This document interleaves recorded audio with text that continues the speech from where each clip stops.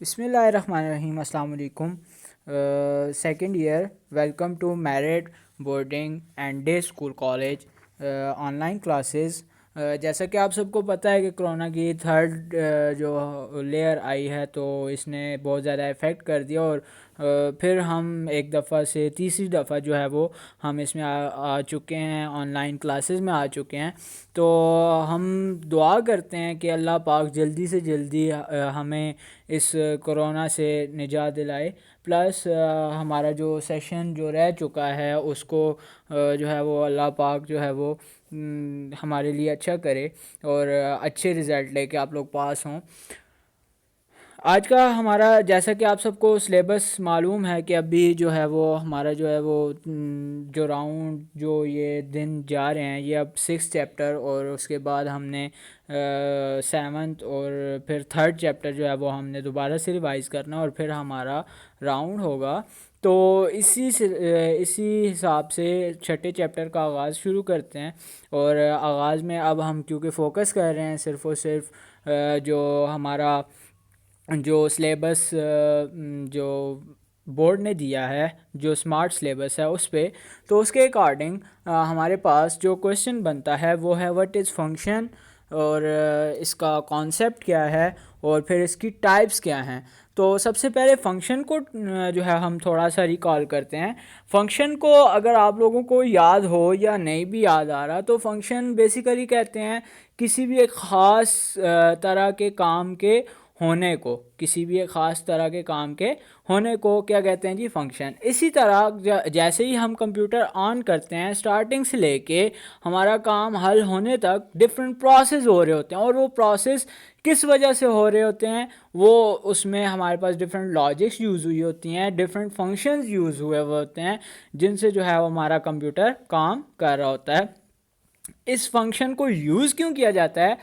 इस फंक्शन को यूज़ इसलिए किया जाता है कि बजाय हम एक प्रोग्राम में एक कोड को, लाइक अगर हमने दो नंबर्स को ऐड करना है, तो हम 10 नंबर्स हैं, लेट्स सपोज 10 का पेयर्स है, मतलब 20 नंबर्स हैं, और जो हमारे पास जो एडिशन है वो हमने करनी है, तो बजाय हम बार बार वही 20 वेरिएबल 25 वेरिएबल बना के और फिर उसको जो है वो एक एक पेयर को जो है वो हम ऐड करवाएं, तो उससे अच्छा है कि हम एक ही कोड एक बार लिखें और उसे डिफ़ाइन करके हम उसको बार बार यूज़ करते रहें। इसको कहा जाता है कोड रीयूजेबिलिटी, जो कि एक बहुत बड़ा एडवांटेज है फंक्शन का। तो फंक्शन क्या है जी? फंक्शन एक ऐसा मॉड्यूल, एक ऐसा पार्ट जो कि हम प्रोग्राम में लिखेंगे। हमारे कौन से प्रोग्राम में? हम जावा के प्रोग्राम में लिखेंगे, सी प्लस प्लस के प्रोग्राम में लिखेंगे, सी के प्रोग्राम में लिखेंगे। बल्कि हमने लिखा भी कि हमने एडिशन के और सब्ट्रैक्शन के और इस तरह के हमने फंक्शंस बनाए परसेंटेज फाइंड करने के लिए लैब में। तो हमने देखा भी कि हमारा फंक्शन जो होता है वो क्या काम करता है। अच्छा जी, फंक्शन क्या काम करता है? पहला तो ये चीज़ आ गई कि फंक्शन है क्या। वो रिलेटेड स्टेटमेंट्स जो कि एक ग्रुप में लिखी जाएं ब्रेसेस के अंदर, लाइक इंट मेन क्या है? इंट मेन फंक्शन होता है हमारी सी प्लस प्लस प्रोग्राम का। उसके बाद करली ब्रैकेट स्टार्ट होती हैं और उसके बाद करली ब्रैकेट एंड होती हैं, और उसके दोनों करली ब्रैकेट के दरमियान में जो भी चीज़ हम लिखते हैं वो एग्जीक्यूट की जाती है।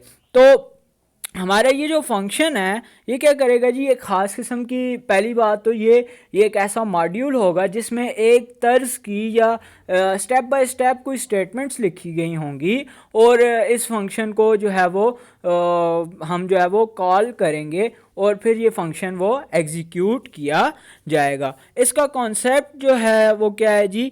ये एक बहुत ही, जैसे हम कहें कि जैसे अभी मैंने बात की कि एक काम को बार बार करने से अच्छा है कि हम क्या करें जी, हम एक दफ़ा एक कोड को लिखें और फिर उसको आगे हम लेके बार बार उसको एग्जीक्यूट करवाते जाएं, लाइक लूप जो हमने लूप में पढ़ा कि वो सेट ऑफ स्टेटमेंट्स को बार बार रिपीट करता है, लेकिन वो डिफरेंट वैल्यूज़ के लिए काम नहीं करेगा। तो इन दोनों में ये डिफरेंस आ गया कि लूप जो है वो किसी एक ख़ास पर्पज़ के लिए काम करेगा, उसके लिए वेरिएबल का एक होना लाजमी है। लेकिन यहाँ पे क्या है, यहाँ पे जैसा कि हमने आगे जाके हमने पढ़ा भी था और हम रिवाइज भी करेंगे, एक्चुअल पैरामीटर और फॉर्मल पैरामीटर किस तरह से हम फंक्शन को कॉल करेंगे। तो क्या मतलब कि ये एक फंक्शन जो होगा ये डिफरेंट तरह की वैल्यूज़ के लिए काम करेगा, डिफरेंट वैल्यूज़ के लिए या डिफरेंट फिगर्स के लिए हमारे पास चीज़ जो काम करेगी उसे क्या कहा जाएगा,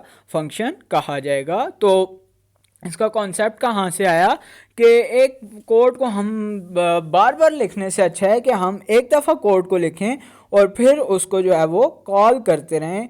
तो हम आगे इसके पार्ट्स भी पढ़ेंगे, लेकिन अभी हम जो है वो सबसे पहले पढ़ते हैं कि इसकी टाइप्स कितनी हैं। इसकी जी दो टाइप्स हैं, दो तरह के फंक्शंस होते हैं, एक होते हैं बिल्ट इन फंक्शंस, एक होते हैं user defined function. Built in function कौन से होते हैं जी? बिल्ट इन फंक्शन लाइक और सी एन एक फंक्शन है जिसको यूज़ किया जाता है, किस लिए यूज़ किया जाता है?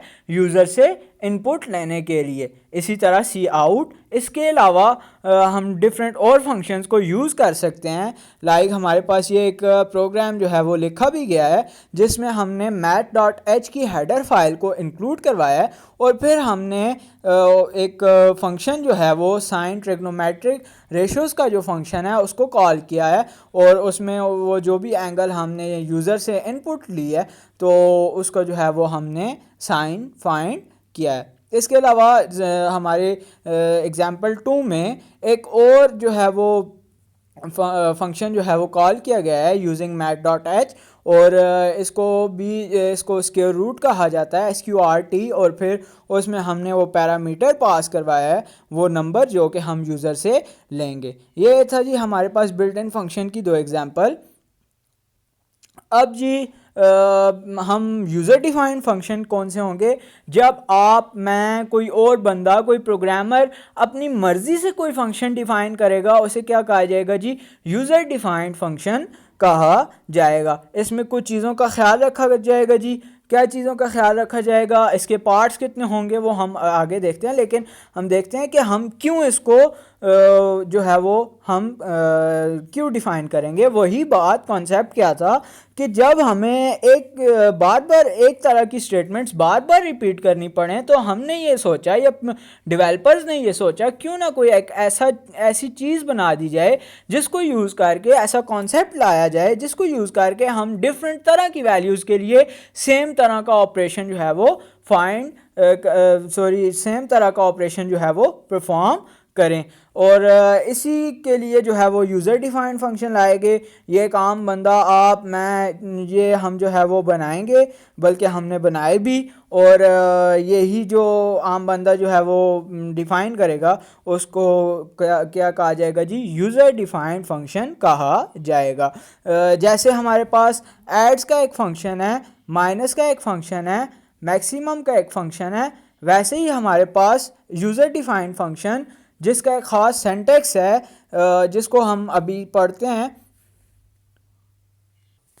अच्छा जी, हम जो है वो इस यूज़र डिफाइंड फंक्शन को लिखेंगे कैसे? कैसे एक प्रोग्रामर जो है वो एक फ़ंक्शन बनाता है, इसके लिए ख़ास सेंटेक्स है। सेंटेक्स आपको पता है, it is just like grammar of an English. जैसे कुछ रूल्स हैं वैसे ही C++ में काम करने को या अपनी बात कंप्यूटर को समझाने के लिए कुछ रूल्स हैं जिनको हम फॉलो करते हैं। और इसका जो सेंटेक्स है वो सबसे पहले ये है कि हमने टाइप लिखनी है। यहाँ पे टाइप जो है it stands for data type, it stands for data type. Like int main, integer क्या है जी? इंट क्या है? एक डेटा टाइप है जो कि क्या है जी? इंटीजर डेटा टाइप है, और इसमें विदाउट जो हमारे फ्लक्चुएशन नंबर्स होते हैं या फ्लोटिंग पॉइंट नंबर्स या पॉइंट वैल्यूज होती हैं वो इसमें नहीं आती। और main stands for main function. अच्छा जी, सबसे पहले हमने डेटा टाइप लिखनी है। अब डेटा टाइप कैसे हम लिखेंगे, हमें कैसे पता चलेगा? तो हम जब, लेट्स सपोज हम ये कहते हैं कि हम, हमारे जो पैरामीटर्स होंगे, हमारे जो यूज़र की वैल्यू होगी वो इंटीजर डेटा टाइप की होगी, और जो फंक्शन काम करेगा वो क्या होगा? एडिशन। तो हम क्या कहेंगे जी कि जो टाइप है, जो फंक्शन की टाइप है, वो हमेशा वो टाइप होगी जो कि हमारे पैरामीटर्स की या वो जो दो वैल्यूज़ जो हम ले रहे हैं उसकी टाइप होगी। इसमें फंक्शन ओवरलोडिंग का कॉन्सेप्ट बाद में आता है, वो भी हम देखेंगे कि कैसे दो टाइप्स जो हैं वो डिफरेंट हो सकती हैं, लेकिन अभी जो है फ़िलहाल जो है हम देखते हैं। अच्छा, सबसे पहले टाइप आ गया। डेटा टाइप कौन सी स्टोर करेगा? नेम। अपनी आसानी के लिए एडिशन का फंक्शन है तो मैं क्या लिख दूंगा? सम, या आप क्या लिख देंगे? ऐड। और उसके बाद हमारे पास राउंड ब्रैकेट्स आएंगी और राउंड ब्रैकेट्स में पैरामीटर 1 और पैरामीटर 2, वो दो पैरामीटर्स, वो दो डेटा ए और बी, वो दो वेरिएबल्स हम और इसको और वो दो वैल्यूज़ जो कि यूज़र इनपुट करेगा और जिस पे वो फंक्शन काम करेगा उसको क्या कहा जाता है जी? पैरामीटर 1 और पैरामीटर 2। अच्छा जी, फिर हमारे पास नेक्स्ट जो है वो हमारे पास इसका जो सॉरी ब्लॉक स्टार्ट होता है और उसमें स्टेटमेंट्स लिखी जाएंगी। और स्टेटमेंट्स क्या होंगी? स्टेटमेंट्स वही काम होगा जो कि हम यूज़र्स जो कि हम कंप्यूटर से जो है वो अपना काम करवाएंगे। वो काम ऐड हो सकता है, माइनस हो सकता है, या कुछ भी हो सकता है। अच्छा जी, नेक्स्ट है जी, हमारे पास इसी चीज़ को जो है वो डिफ़ाइन किया गया है किस तरह से क्या हो रहा है, और ये ऊपर एक डायग्राम बनी हुई है और ये बहुत अच्छे से एक्सप्लेन कर रही है। क्या कह रही है जी? कि सबसे पहले तो हमने क्या कर दिया जी? फंक्शन बना दिया। ये वाइड फंक्शन अंडरस्कोर नेम जो है ये एक फंक्शन बना हुआ है, लेकिन हमने इसको कॉल कैसे करना है, इसको बुलाना कैसे है, उसके लिए हम हमेशा किधर पे कॉल करेंगे? वो हम इंट मेन में उस फंक्शन का नाम लिखेंगे और साथ में दो वैल्यूज़ पास करवाएंगे जब, तो हमारे पास वो जो है वो काम करेगा या उसको बुलाया जाएगा।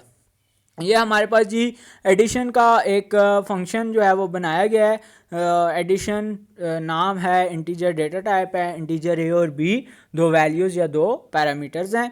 इंटीजर सम एक ये यहाँ पे एक वेरिएबल डिफाइन किया गया है और sum is equal to A plus B.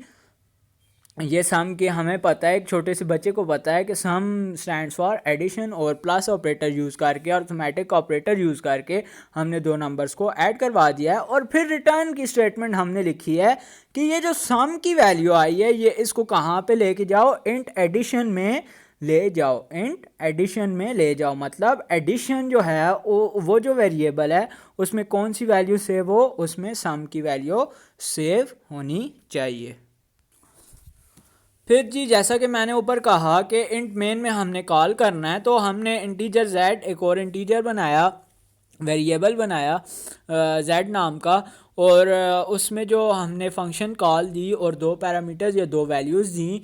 और इधर अब एक्चुअल और फॉर्मल पैरामीटर्स का आता है तो उस चीज़ को भी हम बाद में देखेंगे, लेकिन अभी ये समझना है कि फंक्शन कॉल में क्या लिखा जाएगा जी? उस फंक्शन का नाम और फिर जो दो वैल्यूज़ हैं। तो अब क्या होगा जी? अब ये होगा जी कि जब 55 और 33 जो है वो पास होंगे तो ये 55 और 33 यहाँ से जाके 55 जो है वो स्टोर होगा इंटीजर ए में, और जो 33 है ये स्टोर होगा इंटीजर बी में। ये जब स्टोर होंगे तो फिर ये अंदर ये जो वैल्यूज़ हैं ये ए और बी की जो ब्रैकेट्स में है वो अब सम के पास जाएंगी, और सम को जैसा कि कंप्यूटर को पता है, कि कंपाइलर को पता है कि जो कमांड्स लिखी गई हैं वो कौन सी हैं जी? Sum is equal to A plus b. तो इन दोनों को ऐड करके रिटर्न करना है सम को किस जगह पे? एडिशन में। ठीक है जी।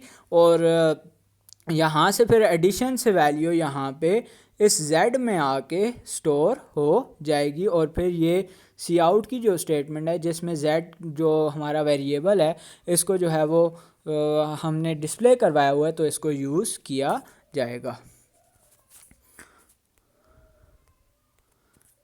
अब नेक्स्ट हमारे पास थोड़े से हम एडवांटेजेस इसके देख लेते हैं। कौन कौन से एडवांटेजेस हैं जी? कोड रीयूजेबिलिटी, कोड को रीयूज़ किया जा सकता है। कॉन्सेप्ट है ही बेस, टोटल बेस कर ही रहा है इस पे है कि कोड रीयूजेबिलिटी लानी है, कि एक तरह के कोड को बार बार ना लिखा जाए बल्कि एक दफ़ा ही उसको लिखा जाए, उसको बार बार कॉल किया जा सकता है। उसके बाद अब एक तरह का कोड लिखा गया तो अब लेट्स सपोज उसको एडिशन करनी है या उसकी अपडेशन करनी है, तो उसके लिए फिर हमने हर दफ़ा जितनी दफ़ा वो कोड लिखा गया है उसको अपडेट करना पड़ेगा। तो इससे अच्छा है कि हम एक ही फंक्शन में अपडेट करेंगे और हमारी जितनी भी नीड होंगी वो हमारी जो होगी वो पूरी हो जाएगी। उसके बाद जी नेक्स्ट है जी रीडेबिलिटी एंड अंडरस्टैंडेबिलिटी, के इसको पढ़ना आसान होगा और इसको समझना आसान होगा। अच्छा जी, ये तो हमारा था जी आज का जो लॉन्ग क्वेश्चन था, question number 11, what is function, concept of function, types of function, और इसके साथ फिर हमने एडवांटेजेस देखे। अब आपने करना क्या है, आपका ये होमवर्क है कि आपने इसको याद करके यहीं से नोट्स, ये जो हमारे पास जो स्क्रीन चल रही है इधर से ही याद करके या इधर से देख के आपने लिखना है और फिर इसे याद करना है, और ये आप लोगों ने काम इंशाल्लाह जो है वो कॉलेज में ला के मुझे जमा करवाना है। अपना बहुत ख्याल रखिएगा। अल्लाह हाफिज़।